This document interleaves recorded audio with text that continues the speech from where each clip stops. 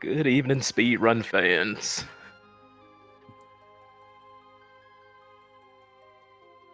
So tonight we got Final Fantasy VI Worlds Collide, Week 3, Ultros League, Potion Division, against two of the absolute strongest runners in the entire Potion Division. Got Fiery Blizzard, the Swiss Army knife of RPG randos. If there's an RPG rando and he likes it, he's gonna learn it. He's gonna learn it fast, and he's gonna be a top tier runner. And on the other side, we got Saber Wolf, one of the oldest community members of Worlds Collide. You know, a top editor, always doing community events, always helping out the scene. Man, a very strong runner himself. Mm-hmm. So, joined here by my co-host Drinks Glue. How you doing, Glue? I'm doing very well, Honeydew. You mentioned Saberwolf as one of the oldest community members. He's also been in the community one of the longest as well, so he's got that going for him also. Oh, that's what I meant.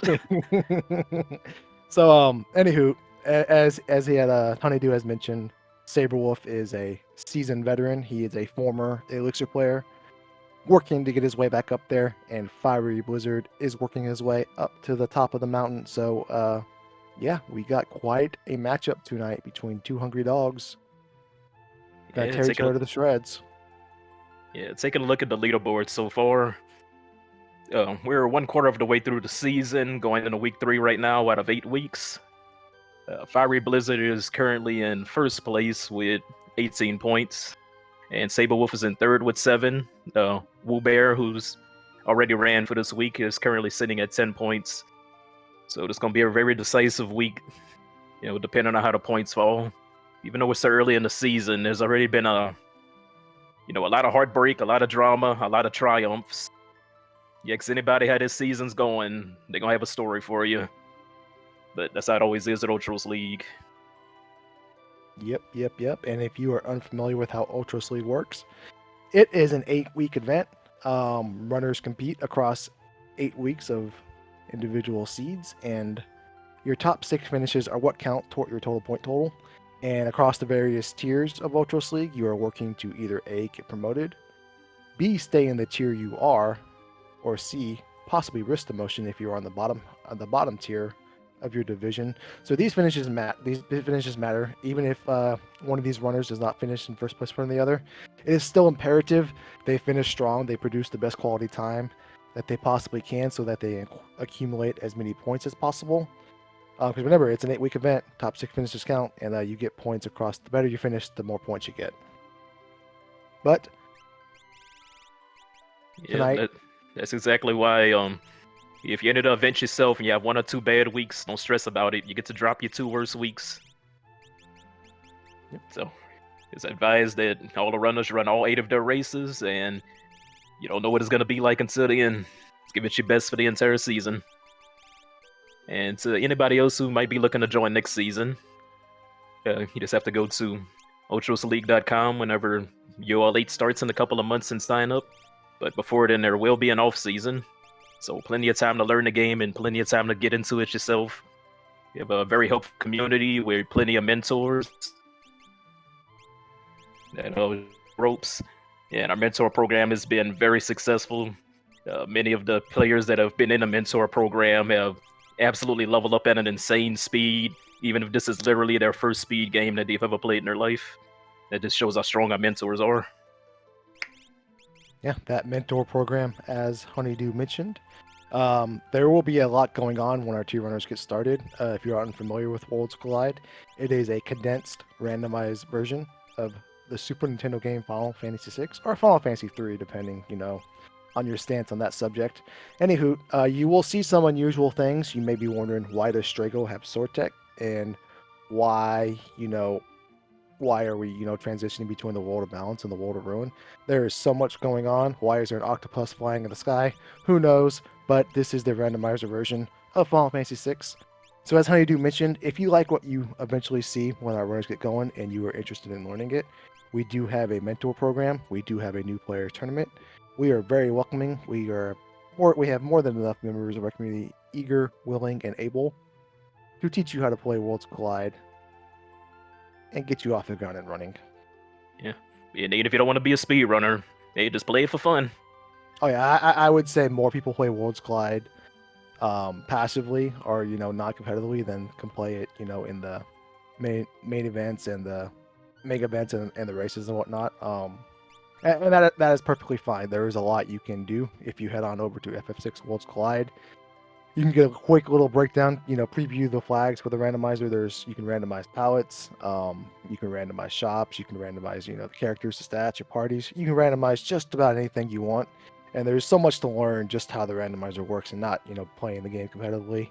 And again, in our Discord, which you can find the link on ff6worldscollide.com to join, if you are so inclined, is available there. Yes, to briefly go over the flag set we're going to be racing. Ultros League is our most competitive flag set. It's our standard.exe where the big boys come to play. Our super serious flag set. Yeah, it's very balanced, very fair, very competitive. Yeah, the goal is going to be to find 6 characters and 9 espers to get the Kefka's Tower unlock. And if you want to skip half of Kefka's Tower and skip right to the final boss fights, you can find either 9 characters, 12 espers, or complete 22 checks, which you'll be able to see the progress in the bottom left and bottom right corner of the screen of how many characters and espers each player has. They're going to begin with 3 characters, 0 espers, and going to be progressing through the seed, collecting those through the checks. Yeah, as Honeydew mentioned, those checks, what we call checks, are basically miniature story moments that revolve around the vanilla characters and some of the spots that are pertinent to their story. For example, Terra, the Empire wants to drag her over to the sealed gate, open it, and, bring all the espers out to him. So that's kind of a Terra-centric storyline. In Worlds Collide, having Terra gives you access to the sealed gate and its check. You're able to run through the cave, grab a bunch of treasure chests along your way, and at the end you can be rewarded with an esper, a high tier item, or possibly another character. And that is what we are looking for. We are looking for more characters, more espers, by completing checks that our characters that we have available to us give us. And as we mentioned, we're working on getting Saberwolf recropped. There he goes. He is back up, but he is not quite there yet. So we will be getting started here just momentarily once we get that situated. Honeydew, you are familiar with Saberwolf, as you mentioned. You're familiar with Fairy Blizzard. If you were to lay some money on this matchup tonight, what odds would you need to make a case for either individual? What are you thinking here? Have to say, Fiery Blizzard is the favorite at the moment, but Sable's been playing pretty hot this season. He's right behind second place, and all he has to do is just have a good run. Stay consistent, stick with his fundamentals. Like, he knows the game, he knows what he's doing. I could see him maybe going for maybe like a risk or 2, but even if he doesn't go for any risks, if he just plays solid and stays in the game, I think he has a very good chance. However, overall, got to give the slight edge to Fiery Blizzard. Just a momentum thing. I believe he has 2 first place in the first 2 races, and momentum's a strong thing. But you get tripped up any week, so anything can happen. Yeah, that's one of the the beautiful natures of the randomizer. As Honeydew mentioned, Fairy Blizzard has a very robust palette of randomizer experience, of JRPG and RPG experience. If there is an RNG out there, he is familiar with it. And with that experience, I would probably consider him a slight favorite here, despite how talented Saberwolf is himself. But again, by the nature of the randomizer, if Saberwolf goes left and Fury Blizzard goes right, and if right has a Magi Master, that works in Saberwolf's favor. So, favorite be damned. Oh yeah, it's gonna be a good battle either way. Real excited to see it. Yeah. All right, so we mentioned the standings. Fury Blizzard currently in first place. In this potion division, first and second place are what can be promoted. You're guaranteed to be promoted to Elixir, which is the tier above potion. If you finish in first, second place. If you finish in the bottom 2 spots, you risk emotion, and in this case, tonic would be below what's below potion. So, as we mentioned, Fury Blizzard currently in first. I believe Saberwolf is in third. So, a lot on the line. A lot on the line. I think we are still working on the tracker and the timer situation for Saberwolf. Yeah, a lot on the line, but still relatively early in the season overall. But everybody wants to get their early momentum, and both of these races definitely have some early momentum. Although I know Saberwolf would love to go into week 3 at second place overall. So let's try and see just how many points he can get this week. If he's able to pull off a first place this week, that'll be monumentous for him. Yeah, because first place gives him 9 points, second place gives you 6, third place gives you 4 points, and then it just trickles all the way down. Farther you fall. And we're asking, give us a moment, ladies and gentlemen. I know you've given us a few moments, but I'm asking our producer behind the scenes if we can get an ETR, what we can do about just letting him get going. All right, we're gonna.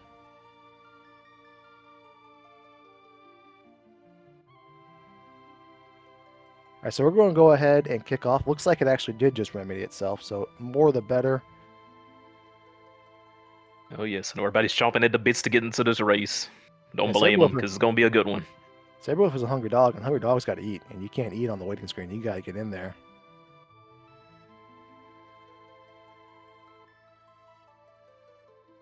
All right, in 30 seconds, they will officially be kicked off.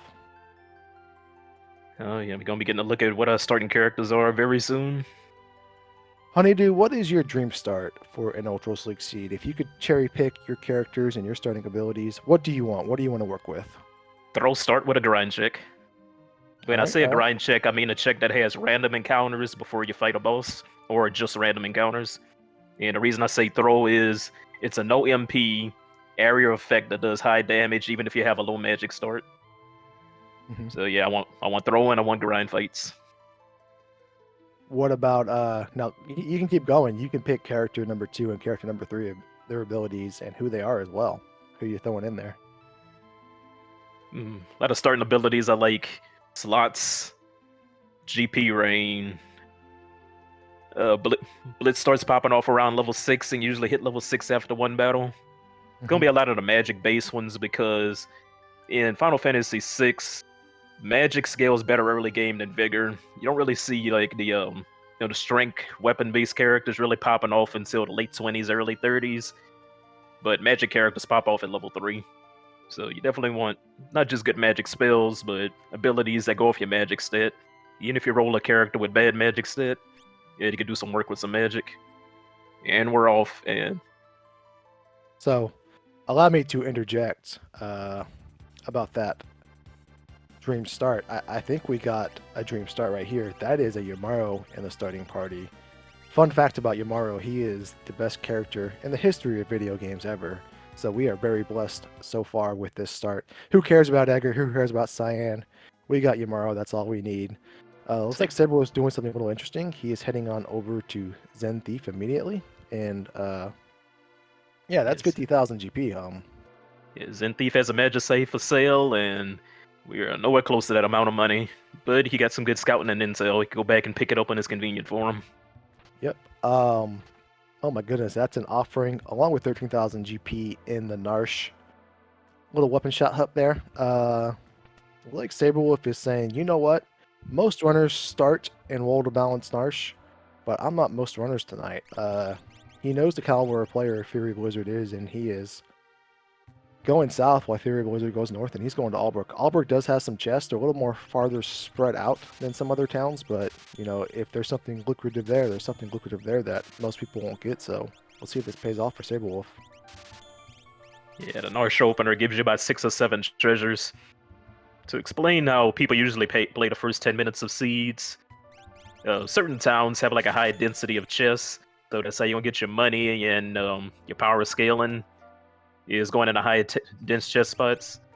So these 2 towns that the runner shows, there are 2 dense spots, Returner's Hideout and both versions of South Figaro, which an upper level of them will have separate treasure chests. Like there's really chest dense spots you can get, and people will pick up around like 30 to 40 chests, and that'll give them their money and like their starting gear, and they'll start formulating a plan for how they're gonna tackle the seed. That is interesting. That's a flame shield for Saberwolf in the armor shop. It's highly unlikely that Fury Wizard will make his way there and see that, so that is a nice little find for a price of 35,000 for a flame shield. That is nothing to scoff at. That's a fair price, especially in the economy these days. So yeah, that's a good find.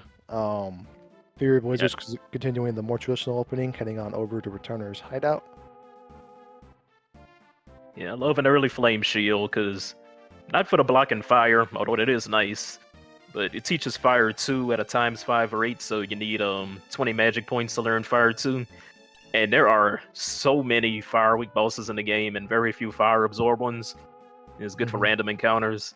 Like sometimes when you're like trying to like get that seed started and you can't just quite find your power, you find like fire 2 and it's like, hey, that's what I need to get going. Yeah, definitely one of the best black magics in the game. Yeah, not only does more things than weak to fire than just about every other, well, excuse me, the 2 other main elements combined. Most of those things also use fire or fire-based attacks. And not only is it a great piece of offense equipment eventually, it negates a lot of spells that can be thrown at you, especially by some of the tougher bosses in the game, like your Poltergeist or your Magimaster. Magimaster does more fire abilities than anything else. So great piece of defensive equipment as well. It does allow characters to take double damage from water attacks, which fortunately in Worlds or Final Fantasy VI there's not too many water attacks. However, there are a few guys out there, and probably the most notable is the Blue Dragon. And Flame Shields plus Blue Dragon is usually a recipe for disaster. So if everyone makes his way back there with some of those shields, it'd be interesting if you ever come across the Blue Dragon as well. Yeah, Saberwolf was able to find the discounted earrings. One nice thing about an Edgar start is that in Figaro Castle and in World of Ruin South Figaro, yeah, you get half price on any of the store vendors. Yeah, he went straight to the relic shop in World of Ruin South Figaro and was able to get like half price earrings and pick up a few consumables. Yeah, you always gotta love whenever an Edgar store pops off with some good shops, and it's pretty decent shops to get the earrings out of the way. Yeah, people always want to find earrings ASAP because, like I said, magic scales best early game, and 2 earrings give you plus 50% damage to your magic. And interesting thing Fury Blizzard found there. That is the second Genji glove he has found in a chest. And in Ultra Sleek Flags, what we do is we take all of the vanilla items in Final Fantasy VI that exist in other chests. We take all of those items, we throw them into a bag, we shuffle them up, we take 20% of those items, we throw them out the window, and we replace them with anything and everything that could possibly be in the game. And we distribute those throughout all of the chests scattered throughout both worlds. And you can find some things, like there's no Genji gloves in chest in Final Fantasy VI. So one of those unique RNG things that just happened there is that it's like a 0.02% chance there's a Genji glove in a chest, right? And then Fury Blizzard, in the span of about a dozen chests, comes across 2 of them. That's just one of those unlikely things that we should appreciate there. Yeah, we're gonna see if he's gonna sell one of them for about 20,000 GP. I can tell you, it's maybe like 1 in 50 seeds where I'll use 2 Genji gloves. It's like he's either use 0 of them or 1 of them, because it's kind of hard to find 4 high tier swords. Oh, it's definitely gonna be one of those things where if he sells it, he'll regret it. Or if he sells 1 or 2 of them, he'll regret it. But if he doesn't, he can't sell it because they have them in a discount shop. So if he sells it, he can just buy it back if he needs it. Yeah, essentially a pawn shop with no fees. You can just trade it in, and if you ever want it back, you don't have to pay a penalty. You just will get the money right back for it. And yeah, wow. Not only are they in chest, they're in abundance in the shop. So I guess somebody picked up that they were valuable and started mass producing them. That's fixed ice that only Yamaru could wear. Yeah, that'll boost up Yeti's fight, but it'll nerf his tackle damage. So you got to decide how you feel and if you want to buy it. Saberwolf decides to lean on the tackles. So why is that, Honeydew? Why does fixed ice not increase Yamaru's tackle damage? Not sure the exact mechanics about it, but it could be worth it overall because he does choose fight a lot. Mm-hmm. I'm always on the fence, like whether I should give him the dice or not, and sometimes I do, sometimes I don't, and I always think about what if. But in this game, you got to get used to a lot of what ifs, and you got to commit to your decision. He committed to not picking up the dice, so he's gonna have like just a straight vigor base Umaru. Just try and give him the highest base power weapon he can. So remember, Blizzard has the fixed dice, so we may be getting a fixed dice. Or excuse me, he has the offering, so we may be getting a fixed dice offering Umaru. To go back to that tackle point, Umaru's tackle command is based off of the battle power of the weapon he has equipped. So in vanilla Final Fantasy 6, he always by default has the Bone Club, so it doesn't really matter. But in Worlds Collide, we have a flag called Equipable Umaru, and that flag is turned on in Ultras League. So Umaru is not only the best character in the game, that's really what pushes him over to the best character in the history of video games, is now we have a Umaru with fixed dice offering. But however, because it's based off the battle power, and fixed dice does not increase the battle power, his tackles will be a little bit lacking. But none of it matters. He's only gonna ever throw the fixed dice when we want him to, and nothing bad will ever happen with Umaru. And just so nobody misconstrues, Glue's just kidding. Umaru is not the best character in the game. I never joke, Honeydew. I never joke about anything. He has a very passionate fan base, but yeah, you play enough seeds with him, you're gonna see what can go wrong. Oh, the amount of races I lost to an errant Umaru. Although he's won me some races too, but yeah, Umaru's scary to have late game. We'll see if any of the players take him all the way. And if they do take him all the way, we already know that's who the fans are going to be cheering for, because everybody loves a Yeti player. All right, so Zellyman, my dog, with the question from the chat. So Edgar's discount works, A, if he is on the head of the party, like he is right now on Wizard screen. He has to be the front character that, takes the overworld sprite. And B, it works in 3 spots. It works in both Figaro castles and Walder in South Figaro. It does not give you you do not get this discount from vendors in Walder Balance South Figaro, just only the Walder Ruin, but you do get it in both castles. Saban does get a little extra text spill from the vendors in the castle, but he doesn't get the discounts. He only gets it. He doesn't get the discount whatsoever. Only Edgar does.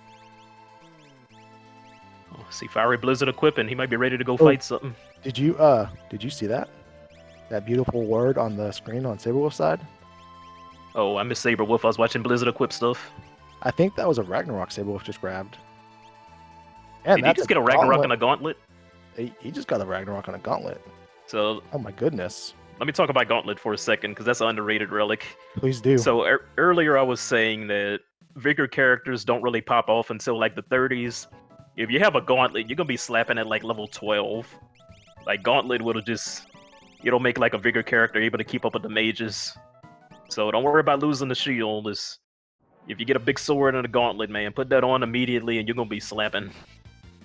Oh my goodness.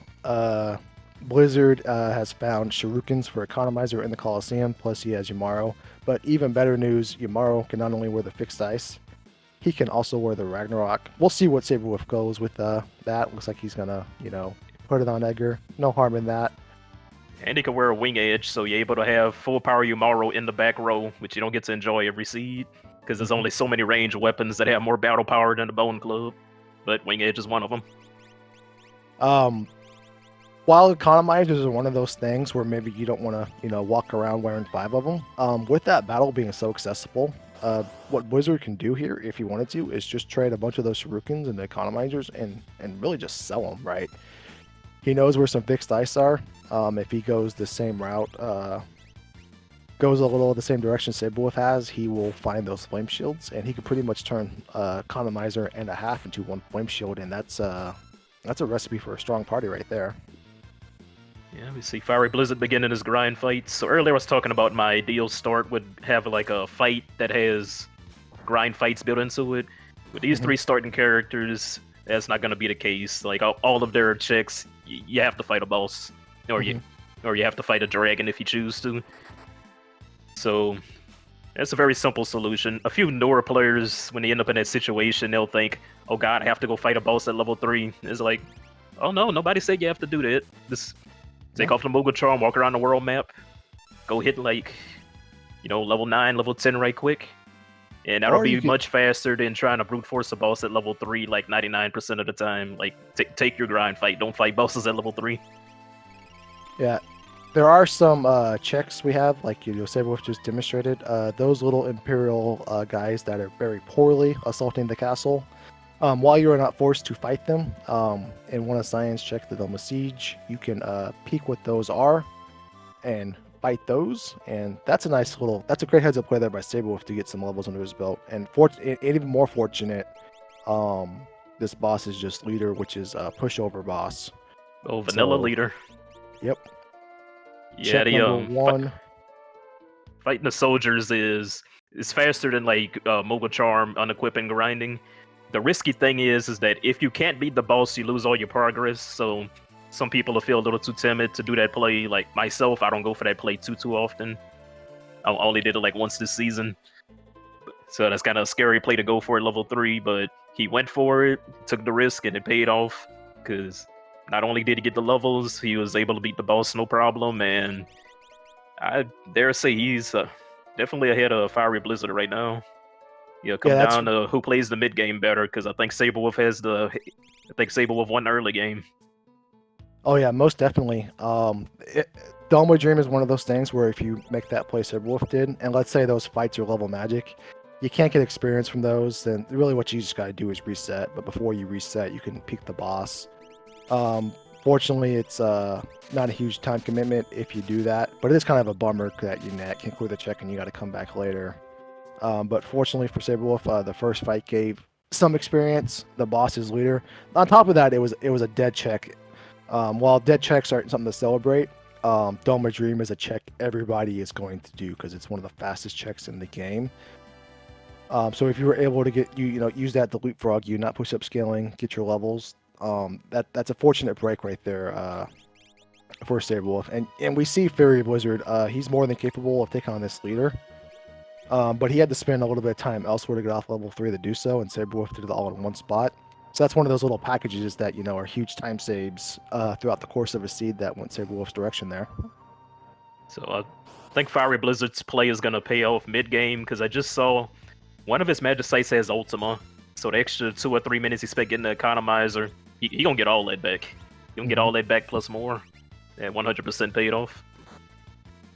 All right, a little aggression here from Saberwolf. He's saying, it's time to go dreaming. It's time for Dome of Dream.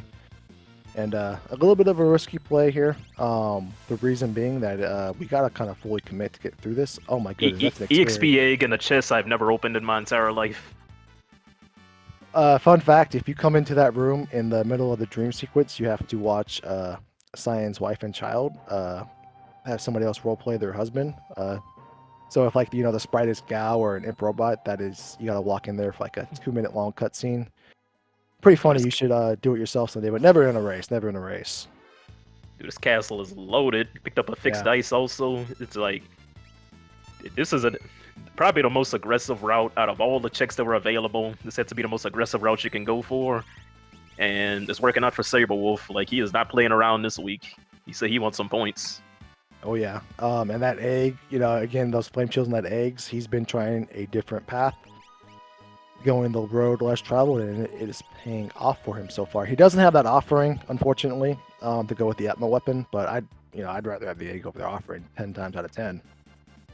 Yeah. Eggs win races. Yeah, they're not just for breakfast anymore. We had that nearly world record run last week with those 2 eggs in it. Multitude of other reasons why that seed was insane, but oh yeah, this a seed becomes different when you get an EXP egg. So in general, in many RPG randomizers, you don't need every party member to be equally strong. It's like, I always use the analogy saying, we don't need the Avengers, we just need Thor. We just need like the big guy. So you take that EXP egg, you put it on somebody like that Gauntlet Edgar, and he's gonna be absolutely popping off. He'll be like 10 levels ahead of the other party members, and he's gonna hard carry, and the time saves are gonna be immense.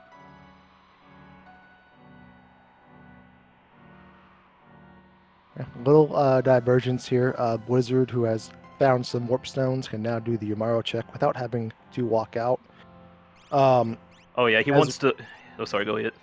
no, you go ahead, my dog.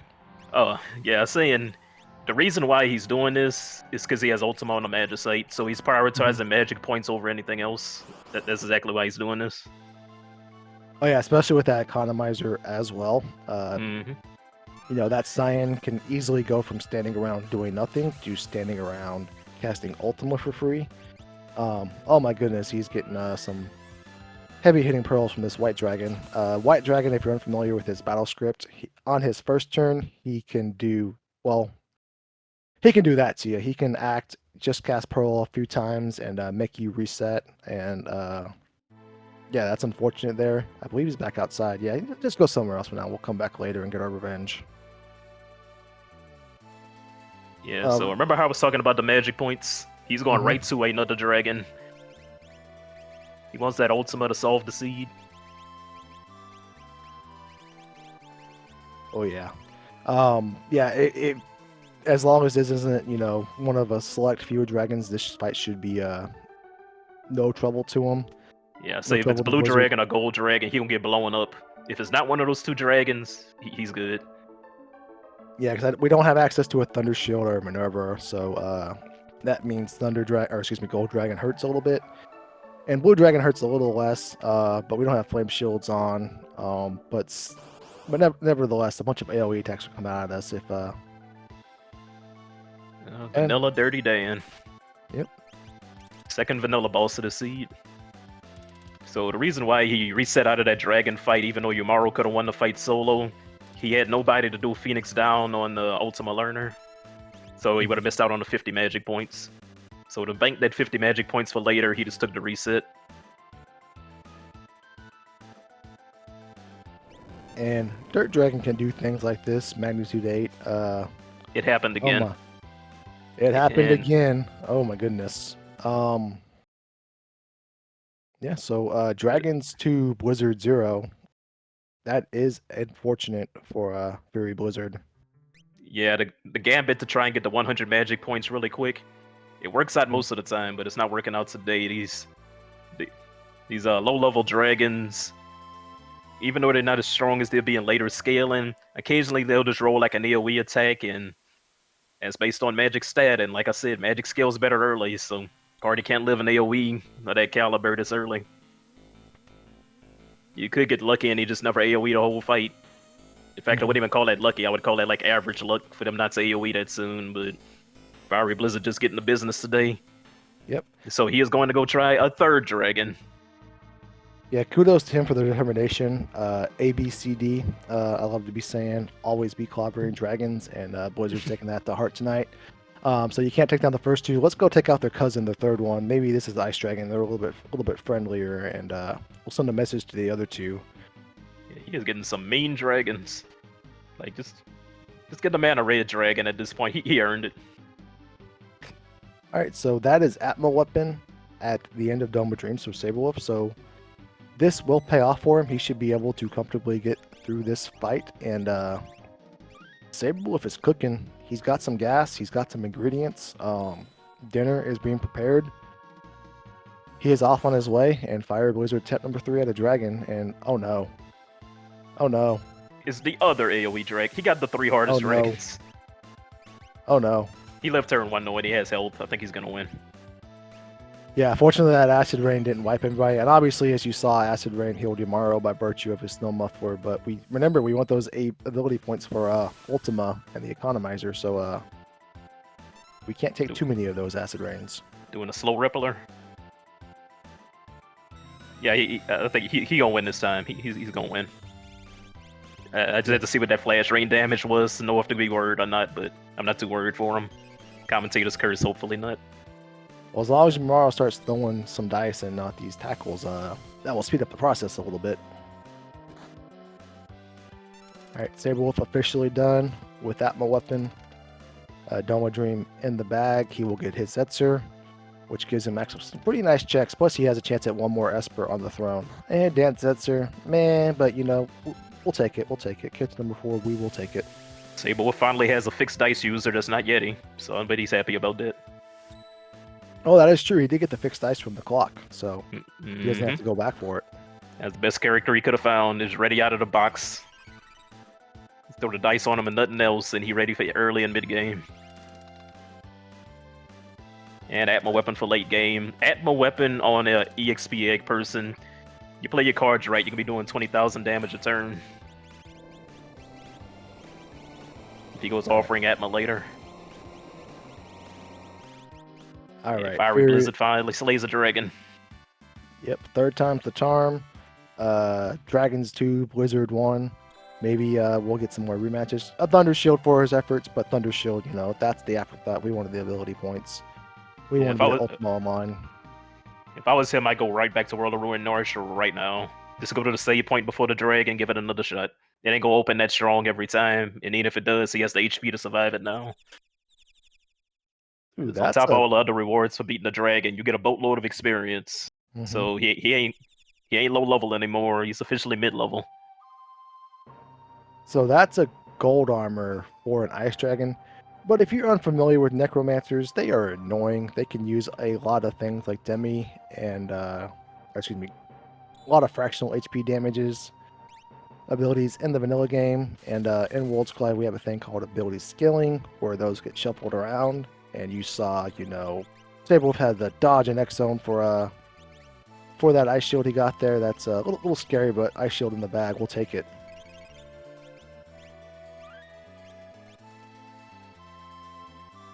Ooh, Yeah, I was holding my breath during that X Zone cast, because just the way the animation looks, you don't know if it hits until you see the miss or you don't see the miss. Well, whenever enemies use it. But yeah, he's getting his mid game set up. Mm-hmm.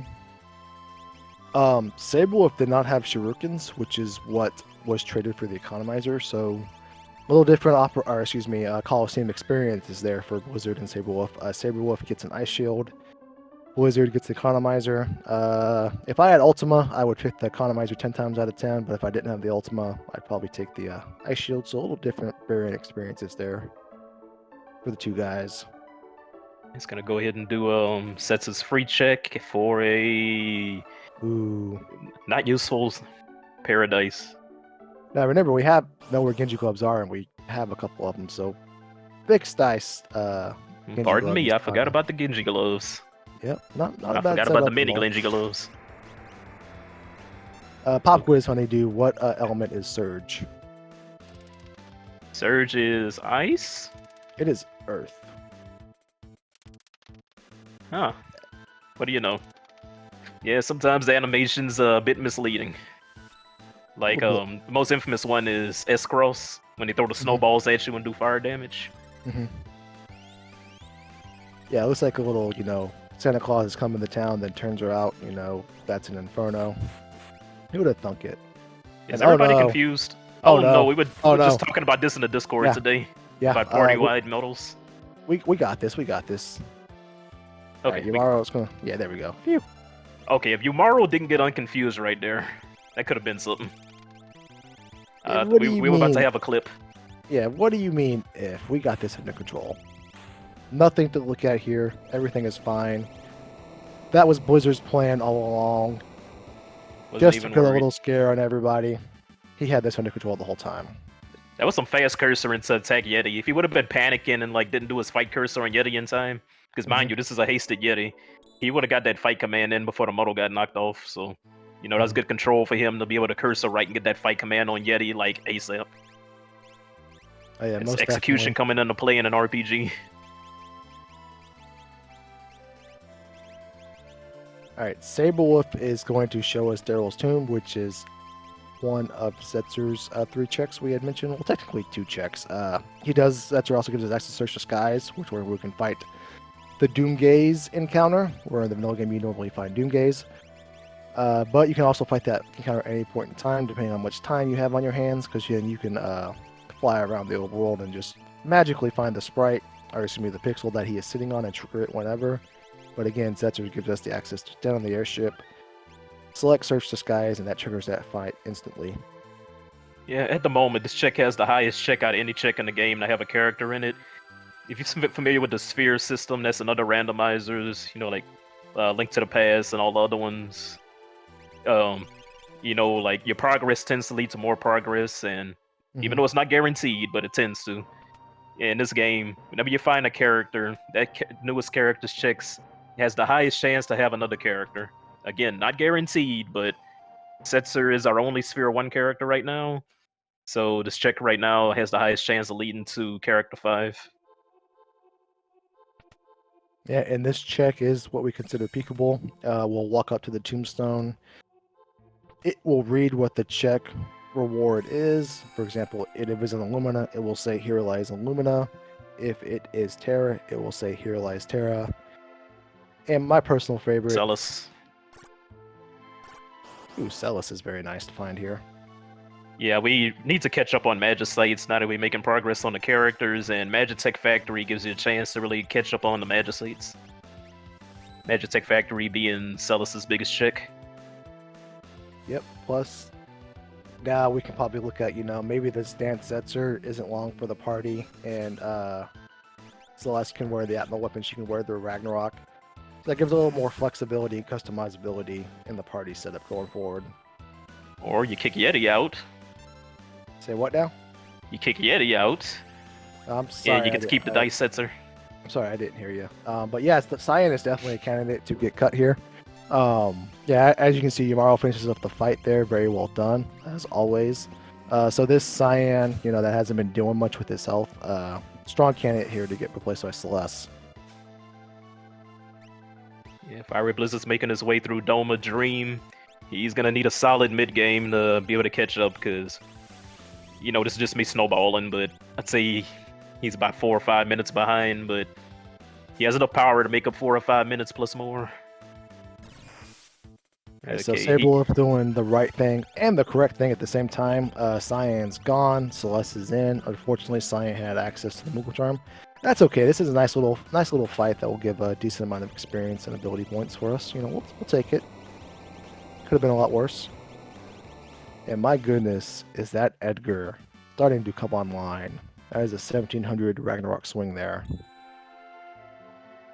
Oh yeah, Edgar gonna be ready to solo Kefka in like 15 levels. Yeah, he's a. Oh, he tries to risk it. So the reason he didn't re-equip the Mogul Charm right away is because I think he wants to like go outside and do like the sleeping bags and all the equipment and saving and all the menuing in one menu. Mm-hmm. But he had that B dude, any percent luck, bad luck. Just walked a few steps and yeah, got an encounter. So that was unfortunate RNG to get a second encounter and legitimately 3 towel steps. Yeah, you can actually warp zone out of that room if that oddball situation ever happens to come up to you. But I just don't think Saberwolf has found warp zones. Or B, assumed that was under the assumption that he would get a second fixed encounter 3 steps apart. So yeah, it's like I might have went ahead and put on the Mogul Charm, but also, you would think you could make it 3 steps. But the game said no. Okay, moving some Vigor Relics over to Celis. Her Atma's not going to be that impressive early on, but, it'll be worth the time to do it.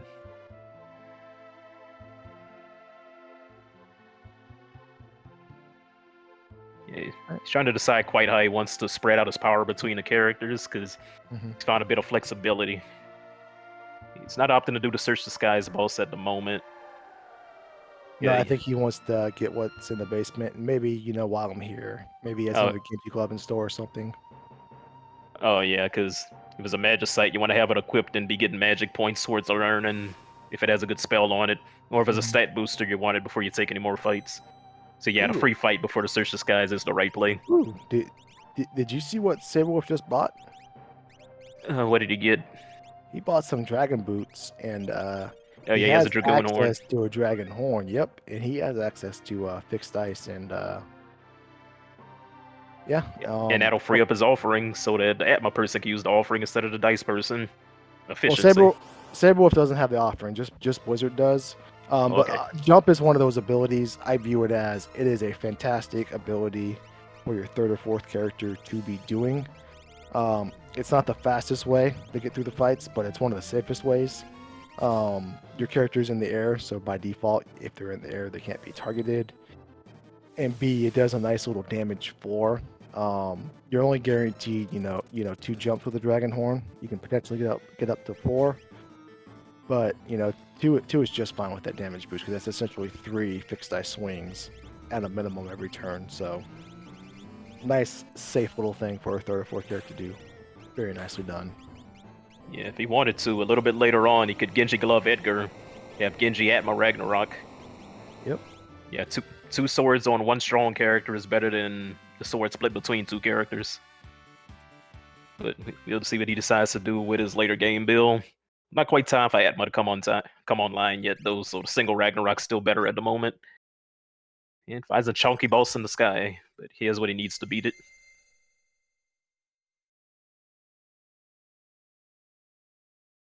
Yeah, he's still at Sable's still at a point. We know the Zozo Dragon was a Thunder Shield. With Saberwolf is at a point now where he has some dragons in his future. So the ability to maybe unearth another sword some way somehow is gotta sound pretty appealing to him. With all the access, all these Genji gloves, and this Edgar, this egg, and now this Celeste in tow. Yeah, so the way the hide and fight's gonna work is, the little babies can like zombie you and confuse you.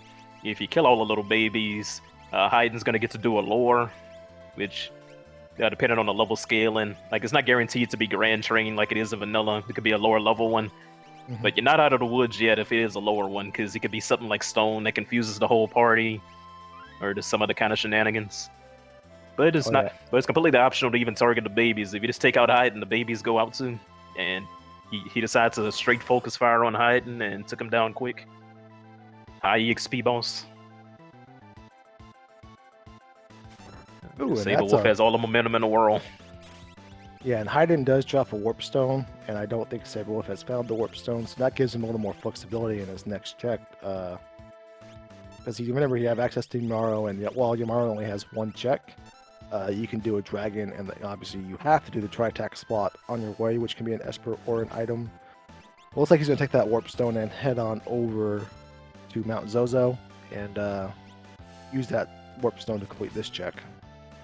Magic power 2 Esper, both 3. Yep, my goodness. Yeah, if he wants a dedicated mage, he can have one. The thing is, everybody has a job already. But he's going to go ahead and put it on Edgar for now to power up the flare procs. If he gets another party member that could be a dedicated mage, taking a dragon and getting both 3 really quick and then popping a magic 2 on him, that'll get the character 4 online. Blizzard there unfortunately couldn't get through the Hayden, but Hayden got through him. So he had to take the reset, but not the worst spot to wipe to a boss because you can turn right around, reactivate, re-trigger the fight, and it's obviously a time loss, but it's not the biggest time loss you can have, so it's not a feels bad, but it's feel a little bad. Yeah, somebody in the chat says, hot take, FF6 has the best boss themes. I don't know if that's a hot take. Yeah, you'll find a lot of people that agree with you here. Yeah, I absolutely love this game soundtrack. So, it's gonna give the Hayden another try, and I think he's gonna get through this in about 1.5 turns. Let's confuse Claude does something goofy.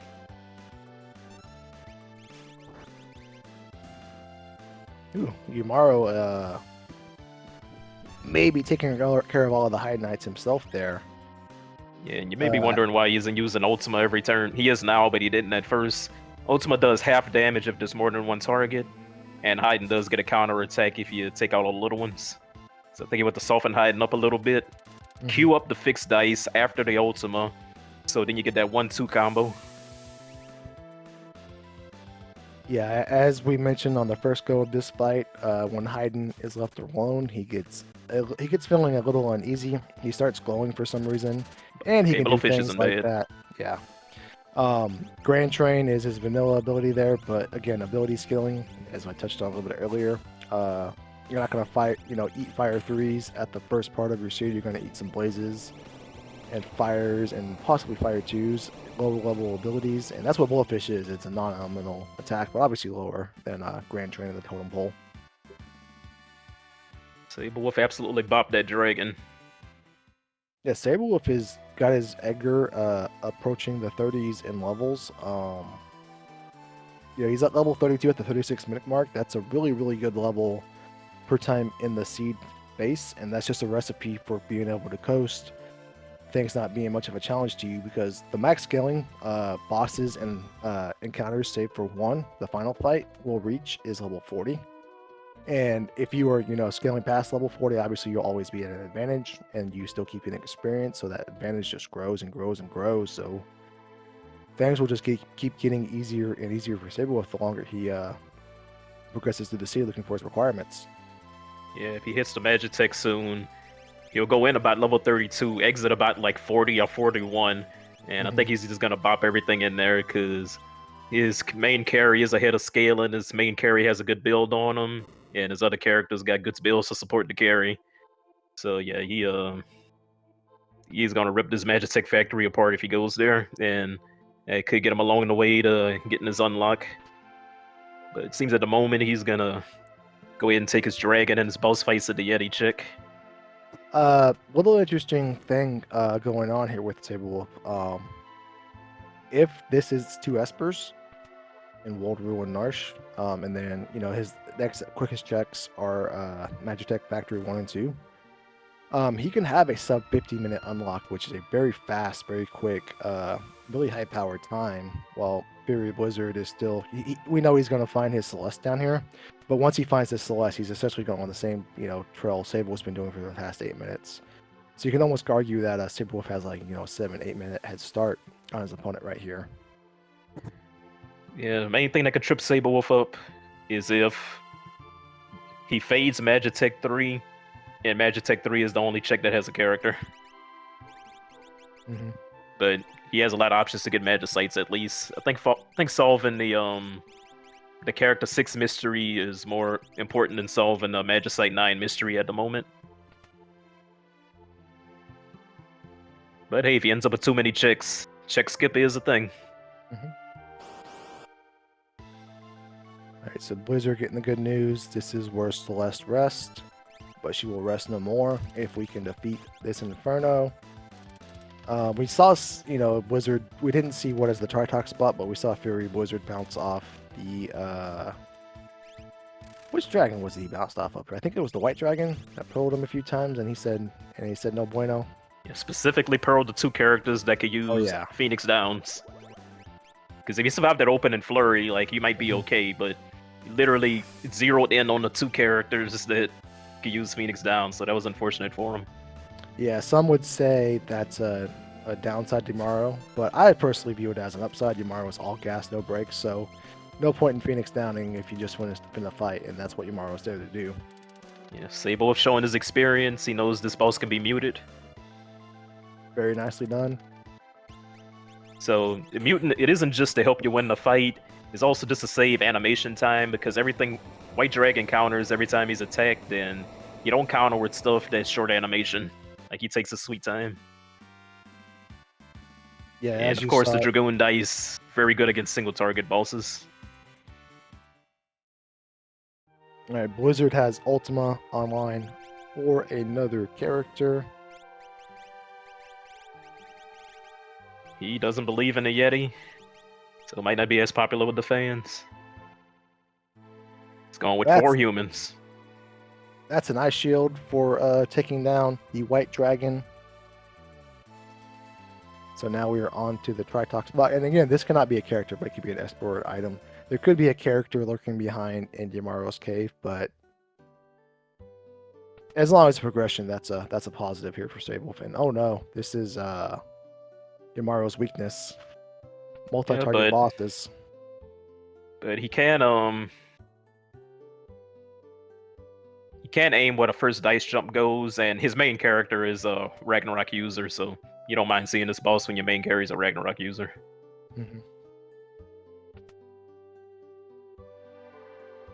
Yeah, Yamaro just needs to aim a little to the left, and we will be just fine. But none of that really matters because, Edgar's just doing a very casual 4,200 damage Ragnarok swing. We'll take that every day of the week and twice on Sunday. And honestly, I think that was just 2 swings from Edgar, and this fight is over. And the jumper never came down, and he jumped on turn 1. Yeah, no point. Edgar's got this. He'll take up the slack for this fight for the rest of the guys. Hey, we That got a is, rock.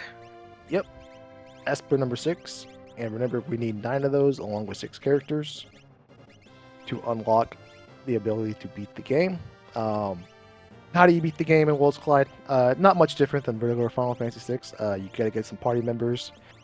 You head in the Kefka's Tower, you beat some bosses, and then you stand on the switches, and then you fight the guy. Well, you fight the guy plus his friends across the various tiers, but that is what we're trying to do here. And that's why we're looking for all these espers and items from everybody is we need 6 to 9 of those things to unlock the final fight. Yeah, and I agree with the decision Saberwolf just made. He had so he had a bit of a dilemma with his Magicites. So he's like magic boosting Setzer, but he also had that other Magicite, which it didn't seem that special at first. Like it just had like Kirito and Osmos. But you have to realize, late game, he's gonna have to babysit an Atma offering, and we know he's gonna have offering now because of Katana Soul. Mm-hmm. He's gonna have to babysit an Atma offering Edgar, and you're gonna love having Cure Magic if you got to babysit a character. Mm-hmm. Oh Yeah, man, his late game is absolutely gonna pop off. EXP egg, Atma offering. I was gonna say one of the things Saberwolf did not have going for him is his offering hunt. Because remember he didn't get the offering Fury Wizard has found he found in a box that Saberwolf did not go to. So Saberwolf was had spent a little bit of time checking a few other monster blocks, but now that he's found the Katana Soul, he will probably stop opening those chests, and he's got what he wanted. Now he's really going to be online. Yeah, high level, even without an offering, Atma's still a great in-game weapon. Like you do quad 9s, no problem when you start getting into the mid 40s, or at least like like over 7,000. Now that he has the offering, like it's looking even better. Even if he decides to keep, I wouldn't recommend doing offering Atma on Celis, but even if he does, like she'll be decent with it. Mm-hmm. Yeah, one thing having that offering and now the Atma weapon in tow does is it makes the Kefka's Tower climb much safer by virtue of Celeste being able to wear it. Atma offering will, Atma weapon is defense ignoring, so we'll do the same amount of damage on everything. And then obviously an offering makes it unable to miss. So if we come across some of the gimmick bosses in the game with high defense in Celeste's part of the tower, we can switch that Atma offering over to him and makes the tower a little safer as opposed to just having like a Bolt 3 character against something that has high magic defense and it just turns a long, otherwise easy fight to a long, dangerous fight. Yeah, we got a Realm at the Yeti chick. And an easy boss. One of the easiest bosses in the game. But yeah, to talk about Kefka's Tower a little bit, because we're going to be hitting there soon. One thing that makes this unique compared to other RPG randomizers is Kefka's Tower itself is an absolute nightmare. Because just like in a vanilla game, you have to split your party into 3. And just because your party split into 3 doesn't mean the bosses are going to be any easier. So like if you run into like a really hard like late game boss in Kefka's Tower, you got to beat that thing with one character. Like you have to. Mm-hmm. So for like things like these, like offering dice, offering Atmobiles, I call those KT solvers because you're ready for any kind of gimmick boss. Like you're not gonna be caught with your pants down in any kind of way. And I think with what characters he has and like all options he has available to him, he has all 3 lanes solved. Not guaranteed he's gonna win, but it's guaranteed he can win. Like no boss in the game is gonna wall him with the options he has available. I need a moment here, Honeydew. I just saw an egregious sin committed on somebody's stream. I need a moment to compose myself. Excuse me. Oh yeah, just look at the glass is half full. Yeti, he did some work this seed, and he's a team player. He doesn't need the glory. He like, okay, you kids can finish off the seed. You can tell I'm really catering to your emotions with this analogy. I would have got rid of Yeti 30 minutes ago.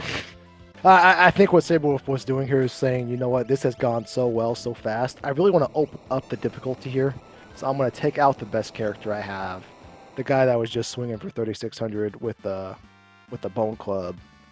And we'll put in this little child who supposedly has, good magic or whatever. we'll put her in and we'll make this game a little bit harder. And I think that's what Saber was thinking here. He wants a challenge. He doesn't want to coast to a victory. He wants to earn it. So he might be able to get away with not going Magitech at all. Granted, he's just on a Magicite hunt right now, so it wouldn't be a bad spot. But if he wanted a quick check, Esper Mountain's looking good. Oh yeah, Esper Mountain. Minimal. He's going Magitech. Yeah. So Saberwolf, like as we touched on earlier, 2 parts of Magitech Factory: the Ifrit fight and the number 24 fight. Those can be they cannot be characters. They can only be Espers or items. And we have character number 6. We just need 2 more Espers. So if we get fortunate with some Esper luck here, we'll have our requirements. And Wizard is still chasing our tail, so to speak. Jumping off the ledge right behind us, plus short 1 Esper, plus short an experience egg. They're both in a commanding lead here. In no way to be giving that lead back. Yeah, he'll make up a little bit of time here, not having to fight Katana Soul. Just gonna go run straight to the boss. Yeah, so Saberwolf had a bit of a dilemma with his armor. So he noticed that Realm could equip 2 pieces of armor. It was the Moogle suit, which is a heavy magic power boost, and a snow muffler. He equipped the Moogle suit, then he thought about it for a little while, then he switched to the snow muffler. Realm hasn't learned any spells yet, so you might as well put the snow muffler on her instead of the magic plus, and just make sure she survives the fights. Snow muffler, top 3 defensive item in the game. Moogle suit, you're really only doing it for the magic power. Like, it ain't gonna help you live stuff that much, in comparison. Yeah. Well, another perk of the Moogle suit is it also turns all of your character, whoever wears it, into a Moogle. So nice little cosmetic burst. Always nice to wear the mascot for the game and show some support that way. Yeah, it's true. Can't have enough Moogles. Always love those seeds where you find like 2 Moogle suits and you get mogged and you just have 3 Moogles. Alright, the Saberwolf Revenge Tour continues. Kefka is down and out in no time whatsoever. Blizzard's still working his way through Yamaro's cave. Saberwolf's still not trying to give this lead he currently holds back. Oh no, that's a fixed dice. That's like the 4th fixed dice we've seen outside of the shop. My goodness. Yeah. Yeah, see, he's not stingy with the dice, not stingy with the gloves. No, not at all. So Honeydew, let me ask you this here if you're Saberwolf. In what realm of possibilities would you consider doing all of Magitech Factory here if you're Saberwolf? I would have to know his check count to be able to answer that fully about what I would do. But either decision's gonna have its benefits. Side note, he is up against Poltergeist, Spicy Chicken, one of the absolute hardest bosses in the game. But he has a lot of ways to circumvent his gimmicks. He's at the Flare Proxima Sword. Atma Weapon's gonna go through a super high defense. He has Offering Dice, although he just got stopped, so he's gonna get blastered in a second. So he has ways around this boss, and he's gonna get a huge reward if he does. Tons of experience. Yeah, I would say this is actually really fortunate for Saberwolf. I know 2 characters are currently taking a nap, but the reason for that being, with Poltergeist being here, Saberwolf is at his absolute strongest he'll be until he starts the final fight. He doesn't have much more fights in his future. He just needs 2 Espers, right? So his party is about to become much weaker because it's going to be split into Kefka's Tower. So knowing that this guy is here when my party is at the strongest, if not the strongest it's going to be, is a nice little warm, fuzzy feeling, as opposed to, knowing the risk of me finding this in an awkward spot is no longer there. Yeah, we're going to be in Kefka's Tower soon, so it's nice to get that fat chunk of experience, and in general, it's just nice to know that, if it's here, it won't be in KT.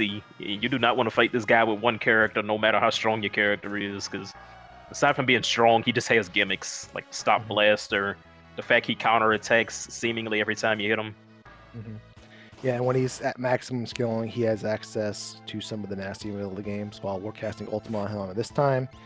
There exists some seeds and some scenarios out there where he can be casting Ultima on you, and when that is only 1 character eating the Ultima, that is not a recipe for a fun time.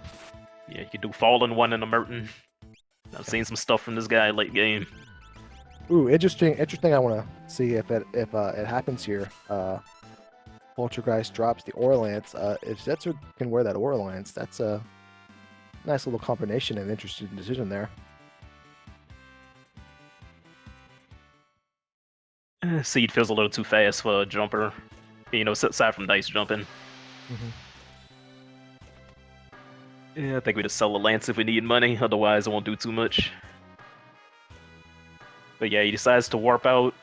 So instead of doing Magitech 3, the benefit of doing the full Magitech, going back to your earlier question about what I would do, Mm-hmm. you would have got a boatload of experience, and it's guaranteed you did a character or a Magicite. So it's like a coin flip that you just finished the seed on top of getting all that, experience from the minecart ride and the 2 more bosses.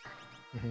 But Saberwolf, like he already knows, he could literally beat Kefka right now. Like if Kefka just showed up in his cave right here and like put up his hands ready to fight, he would beat him. So he doesn't need to like prioritize checks that give high experience. So that is Saban. Obviously, that's not an Esper. At least to the best of my abilities, as far as I know, Saban is not an Esper. But because we're running kind of, the next checks available are things like Kefka Marsh or Algiers or Opera House, longer checks. What Saberwolf is doing here, Saban has access to some quick checks. So what he's basically going to doing is saying, hey, I'll go ahead and finish this check out. Take the guy with all these quick checks available to me and just start firing through those and committing to doing an ancient castle / video engine room and guessing that long checks for us. I'll guess at the short checks here, guy. Yep. So Fiery Blizzard has been making a comeback because his boss battles have been dramatically faster with the Ultimas, and he has double Atma offering on Edgar. He doesn't have the XP egg, but still, it's Atma's gonna be slapping in a few levels. Yeah, he's been having faster mid-game boss fights, so he's been like chipping away and bringing it back. Yeah, it's like so much of the time saves in this game. It's just how fast you can fight the bosses. It's not always guessing the right checks. Having the most pristine movement is like winning the fights in the least amount of turns. Mm-hmm. And he has been winning fights, and like he is rarely going to turn 2 in these fights, even against like really strong bosses. So he's making a comeback. Yeah, he also decides to warp out. He had a little bit, that RNG that was doing him earlier was a little more fortunate for his Poltergeist, whereas, Saberwolf had 2 characters down a couple of different times and had to be life 2'd by his carry and his Edgar. So that was a little bit of time that Blizzard was able to make up. So now he's essentially 1 check behind as opposed to maybe like a check and a half or so.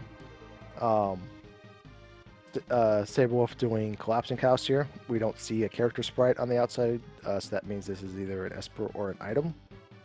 Yeah, so whenever he saw Edgar and Esper Mountain, when he saw Saban and Esper Mountain, he did kind of like a wiggle walk because he was thinking about bailing on the check, but then he realized, wait, just get Saban. Saban has like 4 insanely fast checks, or 3 insanely fast checks.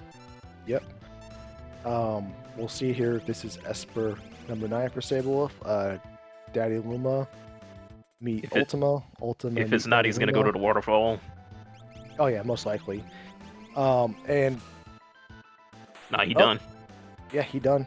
He good. Yeah, so that's Golem. That's interesting too because maybe Blizzard goes to waterfall. Maybe he goes to Phantom Train, which is peekable, and doesn't get this Ultima. Let's see here. He trying to do some last minute shopping because once he's in, he's in. Nothing of value there in the item shop. Wizard has his Saban. Let's see where he goes. Curious. Oh, he's going north instead of switching worlds. Yeah, he's doing waterfall because he doesn't have the EXP egg like Saberwolf does, so he's prioritizing the check that's gonna give us some experience also. Yeah, this Although is I do think Collapsing House would have been the better play. And I'm not just saying that in hindsight. Yeah, but he's going to get some benefit out of this. This is interesting because he was making up some time. Now, if he goes on a little loop where, maybe this isn't an Esper and he gets, with a dead check and it's obviously not an Esper, or if it's another character and puts him on another path that's not an Esper, that lead goes from shrinking now back to growing for Saberwolf, but... Yeah, if this isn't an Esper, He better hope he get the cleanest check skip in the world if he wants to get back in this. Actually, I take that back. Saber will feel like he's going to do the Opera House Dragon, which was Dirt Dragon. So they should finish these fights very similar. And if this is an Esper, they'll be going into the tower at very, very similar times. Let's see here. Oh, bit of extra info. Both of them are at 19 checks, so both of them going for the 22 check skip. That's why Sable's going for the Dragon. He's going to do that plus middle KT path. And whenever you go middle KT path, they have the Atma fight that counts as check 21, and there's a Dragon in there that'll be check 22. And Fiery Blizzard, I'm pretty sure he's going to find a Magicite before he gets to check 22, so I think he's fine also. I think this entire race is going to come down to who has the better Kefka fight, I feel like. No, who has the better Kefka tower in general. Because I could see them like skipping and entering within a minute of each other. Regardless of what the checks hold. Yeah, so the 22 check skip, if we do 22 checks, in the course of our seed, checks consist of things like the carriage checks, dragons, and a few other spots like the Zen Thief that are not character based. Two of which exist within Kefka's tower. They are the Toilet Atma and the Gold Dragon. The Gold Dragon exists in the middle lane, so we can pop our full party into the middle lane, work our way through those two spots, defeat both of those things, get some checks done. That's an Aura Lance. Oh no. The Aura Lance is fine. That doesn't matter. He's going to get the 22 checks. He just has to find a Magicite within the next 2 checks. So that Aura Lance isn't a big deal. I think he's going to do Collapsing House next. Yeah, it don't matter. Like, he's going to do that. And granted, he doesn't have Opera Dragon to do a quick check after this, but he'll figure out something. Well, this should be 21 for me. Then he doesn't have to do, you know, the Gold Dragon spot and the Toilet Atma spot. He can just do the Toilet Atma spot and work out. Yeah, it's all options in the world. But yeah, Toilet Atma, that'd be the quickest thing. Just going with all 4 people, bob that right quick. Equip your Moogle Charms, warp out. Yep. Toilet Atma, while it does not give an Esper or a character, it does give a high tier item. So it can be any boss in the game that we haven't already defeated, obviously. Then it will pop us a high tier item as a reward. Also gives you a save point. I'm not really sure how a save point pops out of that guy, but it's in there somehow. And once you clear him out, it comes out and it's visible to you. Don't ask where it was up there. It's there now. We get some Behemoth Suit for Realm. Ooh, that's nice. That's kind of like 2 high tier items rewards in one, because we have a default Behemoth Suit wearer who also wears Snow Muffler, so maybe we can shuffle that Snow Muffler around after we get this Behemoth Suit.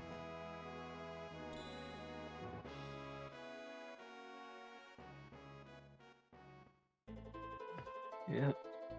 Nice little single target boss to blow through right quick.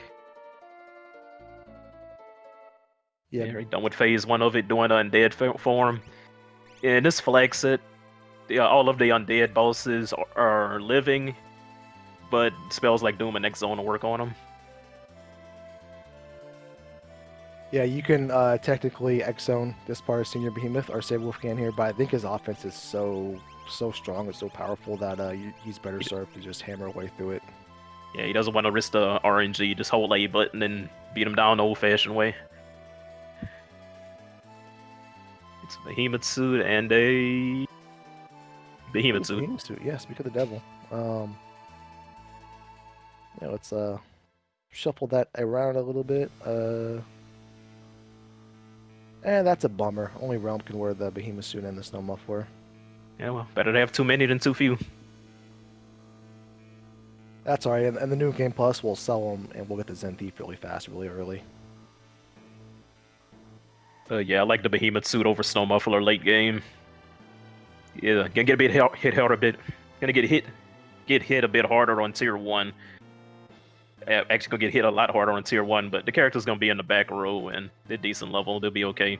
And then for the rest of the Kefka fight, the Behemoth Suit's gonna be better.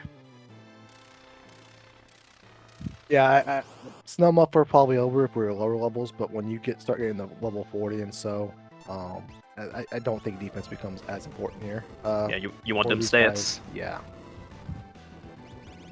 Obviously, Snow Muffler the best physical defense I think I am, but Behemoth Suit is good enough. So instead of taking 7 damage, 70 damage from a physical count, it's okay if you're taking 300-400, just for that little extra damage boost.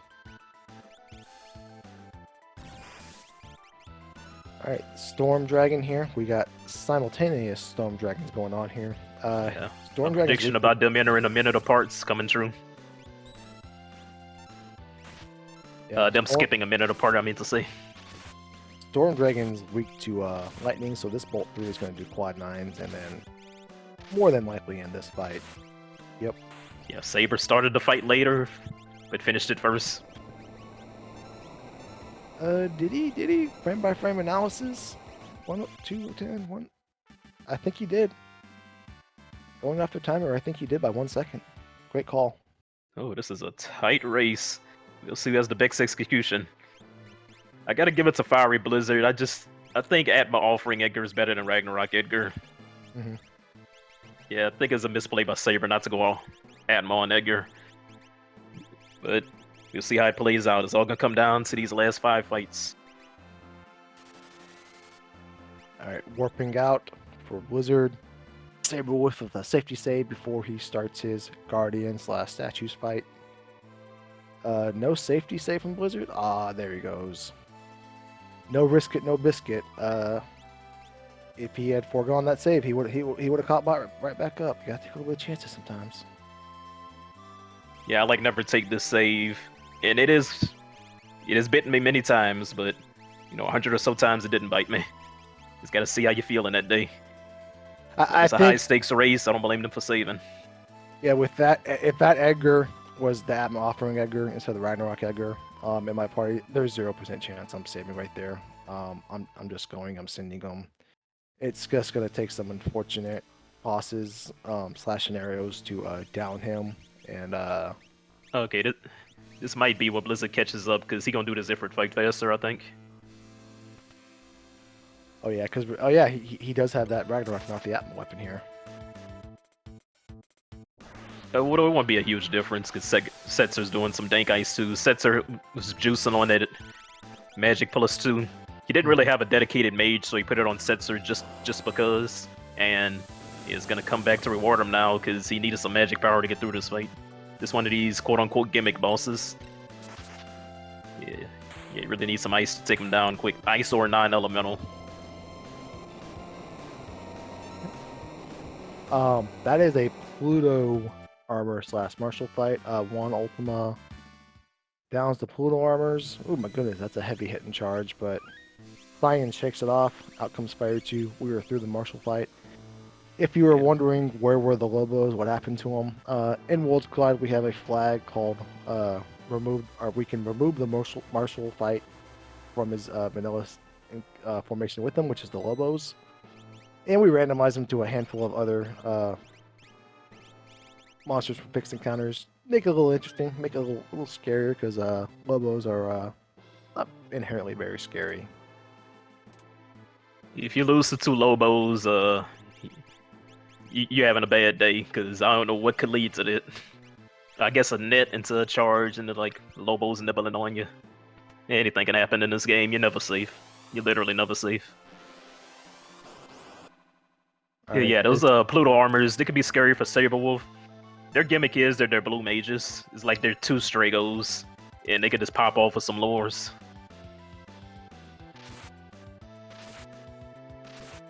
Alright, Saberwolf through his Vargas fight. 1,508 swings, or 1,500 times 8 adds up to a very large number. So Fury Blizzard is through his Ifrit fight. Saberwolf has 2 more fights to go. Blizzard has 2 more fights to go, and we still have 1 fight that has not been unearthed. That can be anything. It could be a Doom Gaze, it could be a Magic Master, or it could even be a Doom Gaze. What do you think it's going to be, Honeydew? I think it's going to be number 128. Very underwhelming. I don't think it's going to be anything spicy. Nothing spicy. Alright, I know I said Doom Gaze, and I'm going to say, I really hope it's not Doom Gaze. It would be really unfortunate if they saw Doom Gaze. I'd hate for my friends to run into Doom Gaze in a spot where you don't want to see Doom Gaze, and it is Well, I willed half of it into existence there, so we got Doom. Doom is a little tougher boss that you can have. Yeah, it's offering Atma gets through all of his gimmicks though. Yeah, as long as we don't get Best Be Frozen here, this Atma offering is going to be just fine. And oh my goodness, look at all that HP. I guess Celeste had a little taste of plus 100 HP Esper going on that we missed. Yeah, so we had a question on the chat. Why didn't he decide to go with the Dragoon dice for the Kefka fight? It's because his Setzer has been magic boosting the entire seed, and also Setzer has all his utility spells like the X Zone and all that. So his job is gonna be to like do X Zones, to Ice 2 to Tiger Phase, and he doesn't need to be the star of the show, and his show already has 2 stars. So Setzer's on utility duty, so that's why he's not going jump dice on him. Yeah, and take advantage of that magic power boost. All right. Now, if you would have got good rolls of the dice, maybe it'd be better, but he just going for the consistent, having him on, full focus on his utility duty instead of having him try and do 5 different jobs at once. This is a little interesting dilemma here for Blizzard. These are 2 mages that he is sending up against Doom, and that is fine for the first part of this fight, but for the second part of the fight, he gives himself Reflect, and you know what? Throw it out the window. I'm a ding dong. We're just gonna Ultima through the Reflect. Who cares? No problem whatsoever. Maybe we even morph through it. Yep. Yeah, he's gonna need to spend some elixirs and stuff.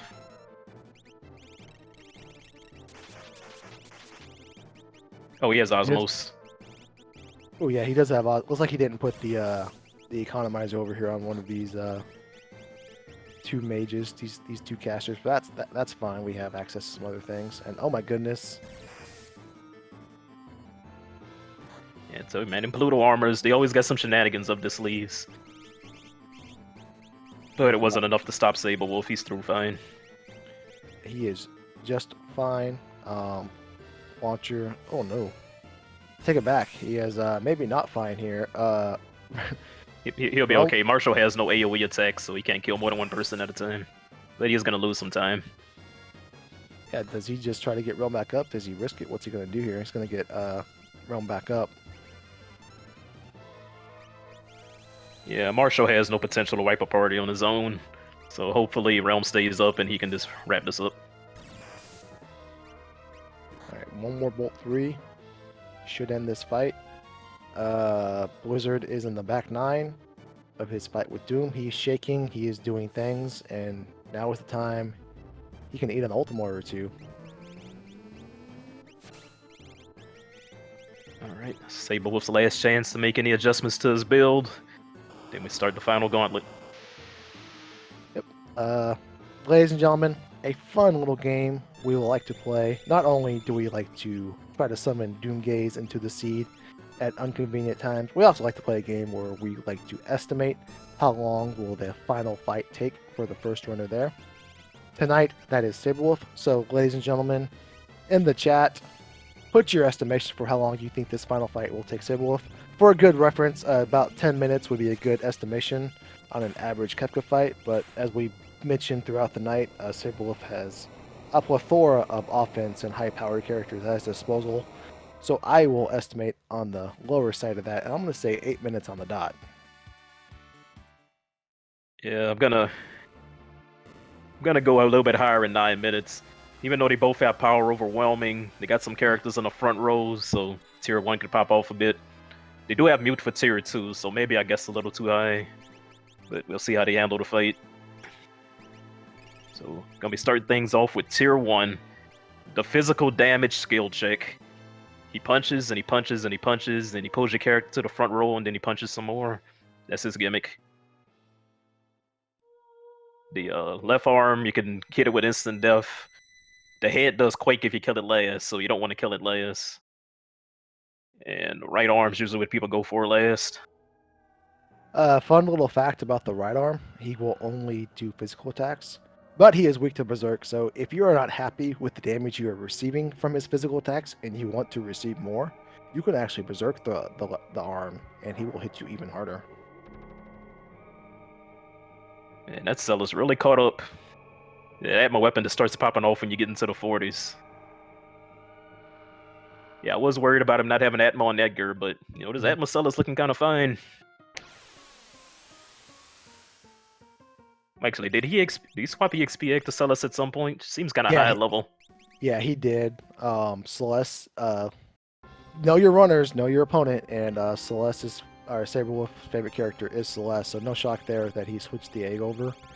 Okay, well, I take back everything I said earlier about the Atma Edgar. I didn't see that he swapped the egg to Celis. So yeah, he is doing the right build. So that is a quickly down tier 1, 1 minute and some change. He is on his way up to tier 2, and tier 2 does have a similar order of operations. There are some weaknesses we can exploit. There are 4 parts to this tier, but one of them we can mute, which I believe Saberwolf has access to. Another one is weak to instant death. So if you have those 2 pieces to the puzzle, half of this fight is essentially over, and you can work on the last 2 pieces in peace at your own leisure. But he has everything he needs to be tier 2. He can mute the magic caster, he can instant death the tools, he has ice magic for the tiger phase, he has good equipment to live 10 hits, he has power overwhelming on like every character in the party. This is gonna be an absolute beatdown if nothing goofy happens.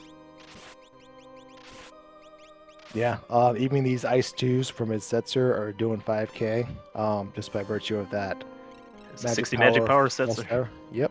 That is nothing to scoff at, and the funny thing is, that's his worst character. And he is working his way through Tiger Face as diligently as possible. I think that was the crack pow, the little mini crack pow for Tiger Face there. Yeah, that Ice 2 targeted somewhere else. So he's down. He is now down to 2 pieces of this tier. Fiery Blizzard doing Vanish strategies, because that physical attack and arm, it does do a counter attack whenever you kill it sometimes. Interesting that Saberwolf is fading his morph altogether, but honestly, no reason to morph if it's just going to slow you down and not up you out. He's coasting through this, my goodness. Yeah, I don't think we're going to be seeing a lot of abilities or too much utility stuff going down. He's going to hold later win. Like, he knows how strong he is, and he knows he doesn't have to hold back. Strong defensively and offensively, so he could play reckless, and it wouldn't even really be all that reckless. Speaking of reckless, we just have been raided by I Am Gar. Gar, we appreciate the raid. Hope you're doing well tonight, my dog. Thank you everybody for tuning on in. Y'all are coming at the right time because this race, has picked up. Saberwolf was in a commanding lead, and he still is. Blizzard is working his way to patch up best he possibly can, but my goodness, Saberwolf has a stranglehold, and he is not giving it back. As Blizzard transitions up to tier 2, Saberwolf leaves him in the dust, and he is on to tier 3. And this is where that Mega Atmos offering weapon user really can start to pay off for Saberwolf. Yeah, I've seen a lot of Saberwolf races in my life, and I gotta say, this is the most aggressively I've ever seen him play. Like, from minute 1 in this race, like, he was just going in like he wanted to kill. And just everything he's done has worked out. Oh yeah, he had his game knowledge to know how to handle every situation that came up. He really took advantage of his power. Mm-hmm. It's like, yeah, this is definitely gonna be one of the best performances he has this entire season if he's able to like clutch out this finish, like this absolutely top tier run from him. Oh yeah, it's from start to finish. We saw him go to Albrook. We saw him grab some chests out of the way. And when you give a player of Saberwolf's skill level, his knowledge, his experience, and his aggression, the goods, these are the type of results that he's going to give you. And out comes Golem. Tier 3 is not long for this world, and bad news for Tier 4. That Golem's going to ensure that all four characters for Saberwolf make their way to the next tier. Little Blizzard action, or excuse me, a little Frozen action going on for Blizzard on the left side of your screen. But my goodness, Saberwolf moving on up in the world yet again. Saber had like a frame perfect tier 3. I could not have done that a second faster myself. Like, that was immaculate. Like, he wants to win. Yeah, he is trying to slam that door shut as quickly and as fastly as possible. Out comes 10 hits for Fury Blizzard. His tier 2 is almost over, but you know the bad news for him, tier 4 is just beginning for Saberwolf. Oh yeah. Yeah, not trying to sound biased, but it makes me so hype anytime I see Saberwolf do good because he does so much for the community, and you know he's playing hard in every event. So I'm just super hype and super happy for him anytime he has an amazing run. And boy, he is having an amazing run right now. Yes, He deserves it. Yep, and he is continuing to not give it back. That is 16,000. Oh my goodness, I think we're in the goner phase already. This fight is halfway over and it's just begun. Little love tap. It's over. He won. Yep. Little love tap on Zetzer, but who cares? We're gonna queue up some attacks. This flare proc is just gonna make it even sweeter. Gonna do a lot of damage, soften him up for Celeste to finish him off.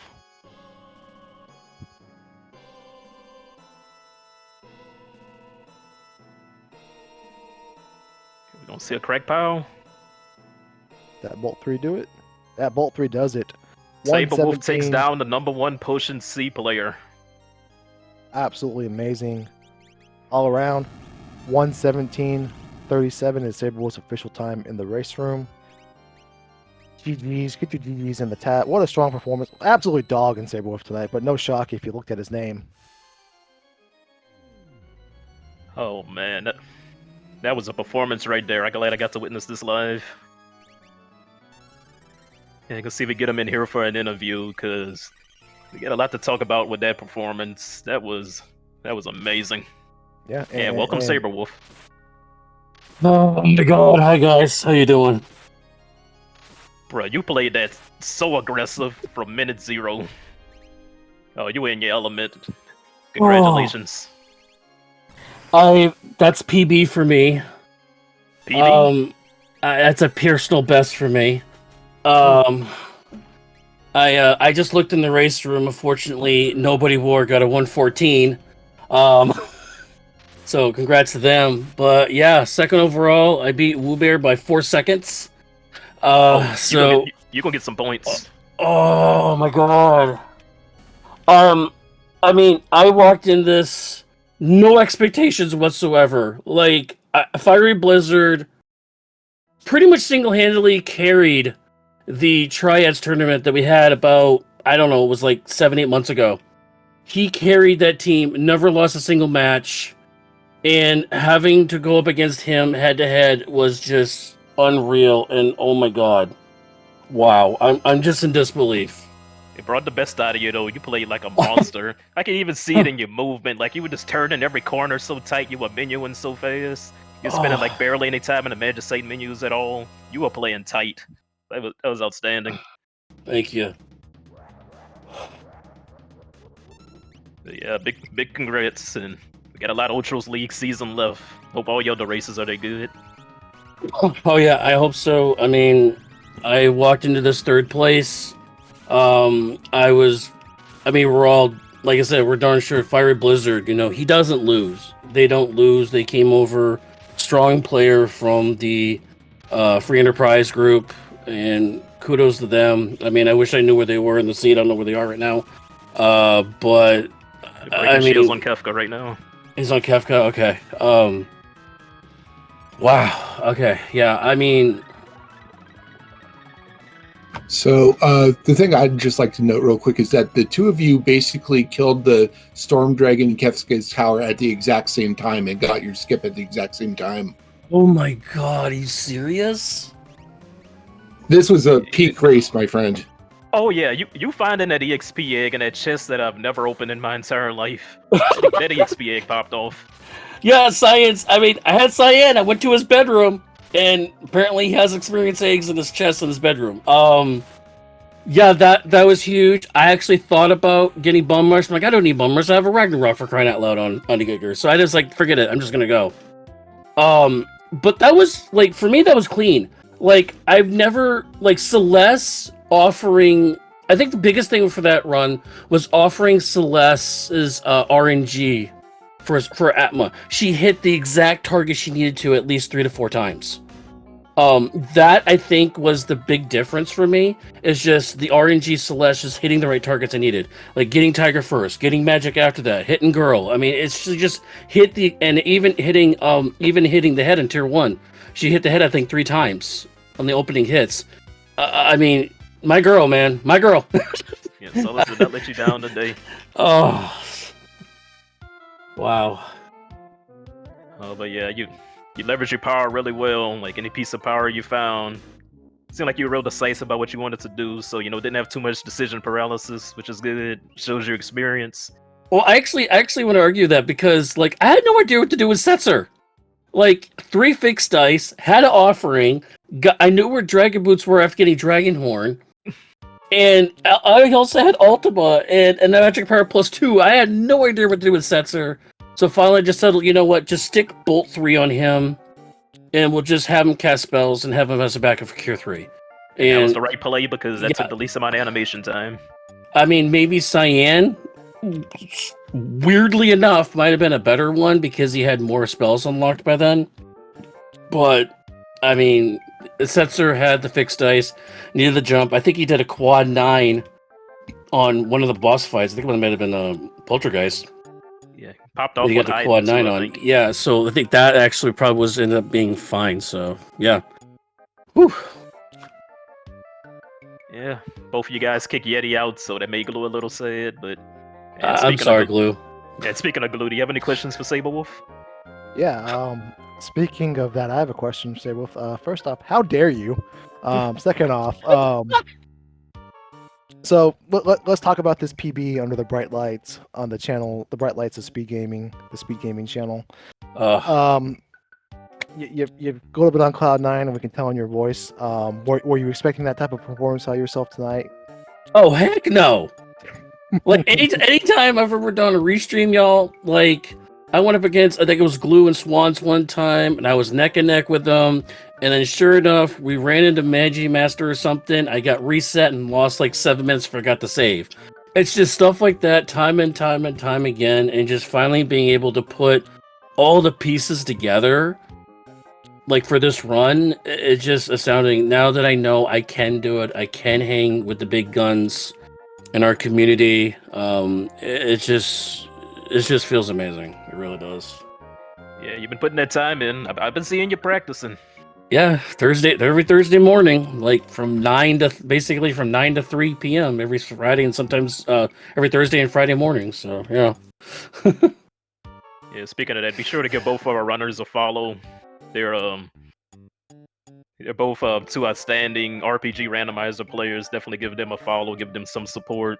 Cheer them on as they train. Cheer them on in their official races. I can see both of them doing this for years and years.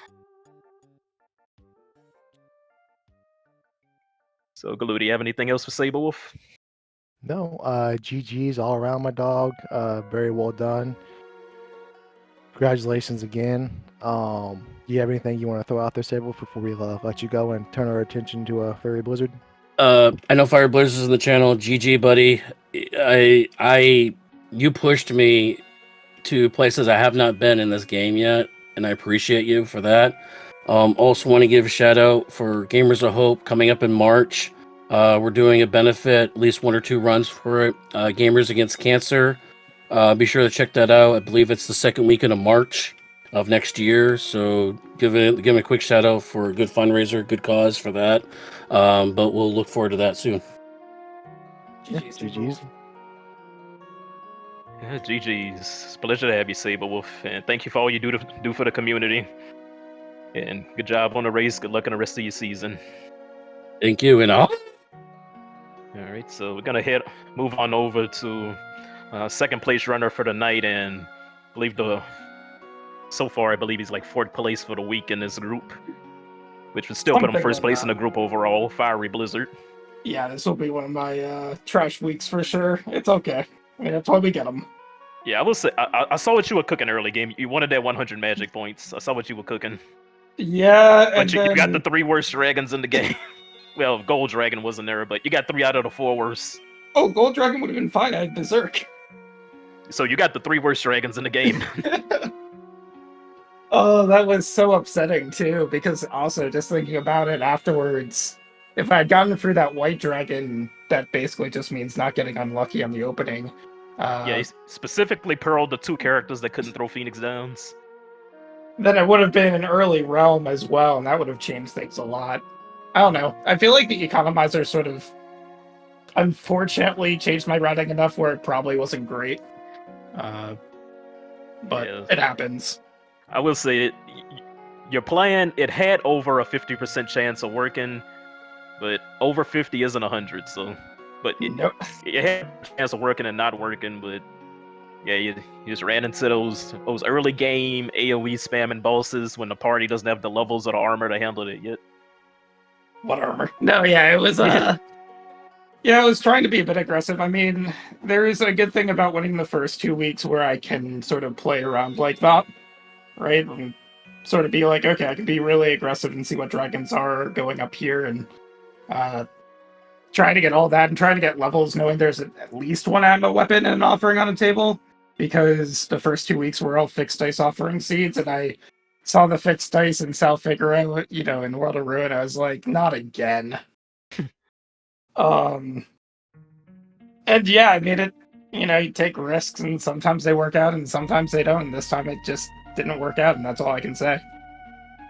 Yeah, it was risky in a sense that it was like lower than a 90% chance of working, but also it wasn't risky in a sense that it was higher than a 50% chance of working. And yeah, you just had bad luck. What can I say? Yeah, and I mean, it was a high risk, high reward play, and got a little burnt, but that's the game. Yeah, and the second time I went up to White Dragon, didn't do anything on the opener. It's just like, wow, great, thanks. Dude, that's how it always goes in this game. When you go for the rematch, they become the most docile, harmless little puppies in a rematch. It's like every boss you wipe to does that. Yeah, I mean, these type of seeds where it's just blue button for free is just doesn't really sit well for me. I'm not a fan of those type of seeds, but seed gives you that, and it's hard to say I'm not going to do this, even if it is just a cyan wielding an enhancer. All right, Galoo, do you have any questions for Fiery Blizzard? Yeah, so a pivotal moment in your seed, Blizzard, my friend, when you came across your 5th character, you immediately, without hesitation, took Yamara out of your party. Would you like to elaborate a little bit on that mistake and what was going through your thought process on that? Yeah, so my 5th character was Salas, right? And Salas has the ability to use the item menu. So that was sort of the play there as well, just knowing, again, the Cure 3 Ultima Esper and just where action economy was going to be. And honestly, Yeti at that point was sort of... He was taking turns, he was doing good damage, I will say that, but just wasn't going to make the final team. I mean, look, a couple weeks ago we had I let the Yeti take the final swing on Final Kefka, so he had his time to shine, just not this week after, the 45-minute mark or something, 40-minute mark. So we still got a good portion of the seed. Yeah, I'm a fan of Yeti for about 25 minutes. Absolutely. But other than that, I don't like Galoo and all the Yeti brigade, the Yeti fans, get you down too much. We understand, late game Yeti is not an every week kind of thing. No, I mean, he could have done something at the very end, but he actually did attack against Doom once or twice, something like that. So did something at the end, and then died. Yeah, I know. Doom fights where you lost a bit of time because for Saberwolf, his offering at my person was in that lane. Yeah. So yeah, his Doom was super solved. Yeah, it's hard to commit to doing dual. I mean, I could have switched over dual atmo weapon over to Celas at the end, but it just seemed like you just don't know what the boss is gonna be. Yeah. Yeah, so unfortunately, your mage party was in that lane, and you go into the anti-mage boss. But that's how it goes. Not too much of an anti-mage boss, but I just didn't feel like either getting more economizers or switching it over. Either one would have made it a little bit faster, but it's this extra menuing, and I didn't want to do it. Yeah, you gotta make cuts sometime. That's it.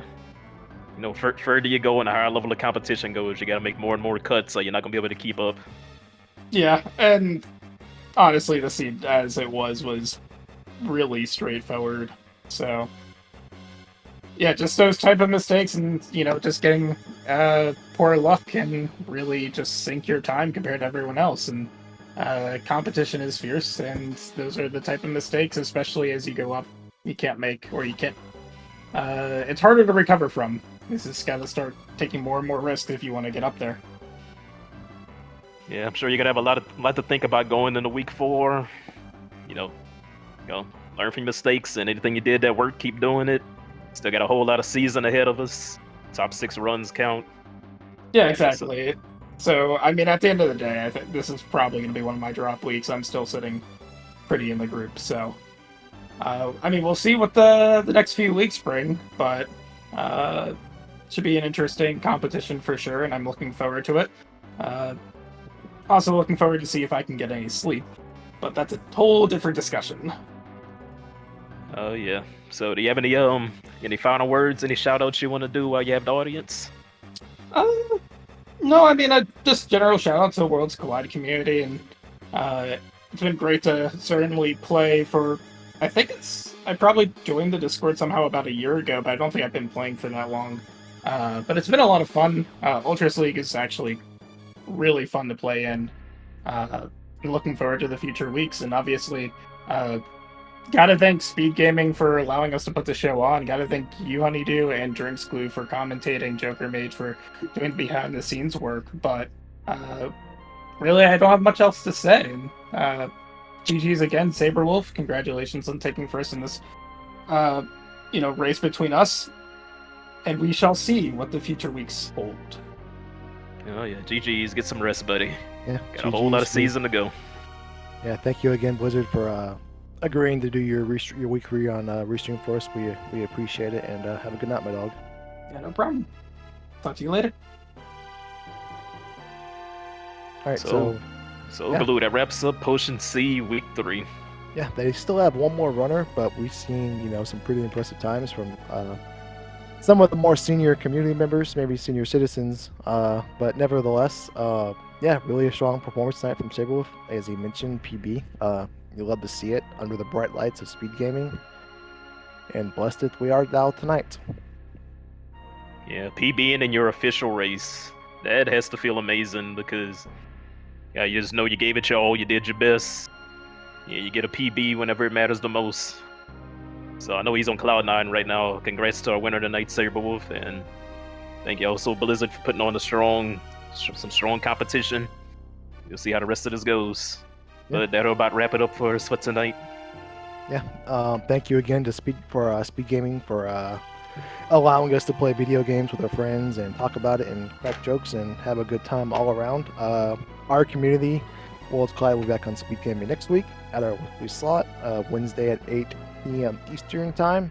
If you had fun, liked what you saw tonight, and would like to start playing yourself, you can hop on over to ff6worldscollide.com. You can get access to our randomizer or Discord, where, as we mentioned, tons of helpful people eager to get you going, put you in a position where you can start playing the game and have fun yourself. And thank you, Honeydew, for agreeing to do comms with me tonight. I appreciate you. It was a blast. And then also special thank you to Joker Mage for producing us tonight on SpeedGaming, pushing all the buttons, making the magic happen. Joker Mage, thank you, and we hope everyone has a great night. Oh yes, thank you for commentating with me, Dugulu, and thank you for restreaming Joker Mage. We have a few people on the restream team that's been feeling under the weather lately, so if any of them watching right now, get well soon. Hope you all feel better. And let's look forward to some more Ultros League as the weeks go on. We'll see you guys same time next week on one of the SpeedGaming channels. Thanks everybody for tuning in. Yep, bye-bye.